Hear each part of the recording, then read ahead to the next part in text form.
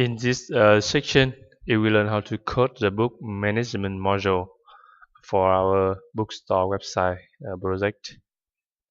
This module allows the administrators or managers to manage book information for the website. And this is our task list in this section. First, we need to code the book DAO class and unit test for the CRUD operations: create, read, update, and delete. Second, we implement the create book feature. Third, we implement the list books feature. And fourth, we implement the edit book feature. And fifth, we implement the delete book feature.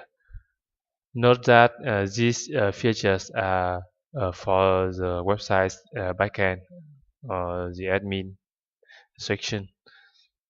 Now let's review some design elements for this module.